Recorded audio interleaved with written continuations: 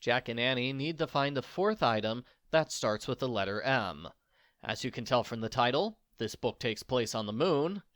That means they could pick almost anything here, like a moon rock, moon dust, a moon bologna sandwich. Just put the word moon in front of whatever you find, and it's technically an M word. Argo Font Book Review, Argo Font Book Review. Annie insists on going to the magic treehouse. Even though it's midnight, she should be asleep. They go to the treehouse and take a book to their next destination, which is a moon base. Jack is shocked to learn the moon base was built in the year 2031. They're in the future! This book was written in 1996, meaning they're at least 35 years in the future. Peanut the mouse runs around in circles while they explore the moon base. The moon's surface is incredibly hot and has no air, so they get spacesuits. They leave through an airlock. They learn the footprints stay on the moon forever, and the moon has little gravity. It's also easy to fall over and get stuck in their large, clumsy suits. Annie insists on riding in a moon buggy.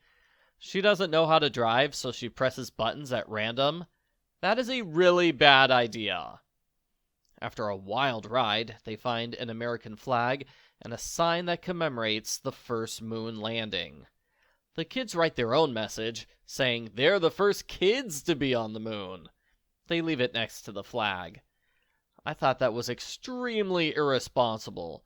You shouldn't leave notes next to historical markers, especially when, as the book acknowledges, the note will be there forever. Besides, I doubt they're the first kids on the moon, since the moon base had several kid-sized spacesuits. A large man in a spacesuit approaches. The kids are scared. They try to run away. When they jump over a meteorite, they fall down and get stuck. The moon man helps them back up, draws a picture of stars, then leaves. The kids are happy when they realize the picture is a map. It's the fourth M item. They return to the moon base, where they realize it's not a map, it's a picture of a mouse. Mouse is the last item they need. Jack and Annie chant the 4 M words, and Peanut the mouse transforms into Morgan Le Fay. Yes, Peanut was Morgan the whole time. She was turned into a mouse by Merlin the wizard. Hilariously, she complains Merlin is not that great of a wizard.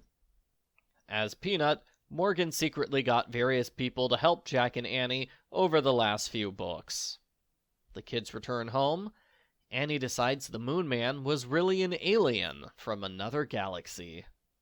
The end. Post-book follow-up. This book got a surprisingly large number of negative reviews because the educational material features some bad science. The book misunderstands the gravity of the situation. The kids should have felt gravity inside the moon base, not just outside. The moon base should have an airlock on top, if that's where spaceships arrive. Jack talks about daytime and nighttime on the moon like it's the same as it is on Earth when it's not. The kids getting their spacesuits on was unrealistically easy. In the book's defense, it takes place in the future. Maybe they'll have easy-to-use spacesuits and moon buggies in the future. Who knows? I thought the book was entertaining and educational, although admittedly, not much happens. There's not a lot you can see and do on the moon, when nobody else is there besides a non-verbal moon man. The book could have been improved if Jack and Annie had a clear mission or goal.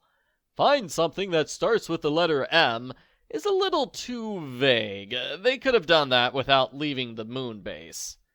I give Magic Treehouse number 8, Midnight on the Moon, a 4 out of 5.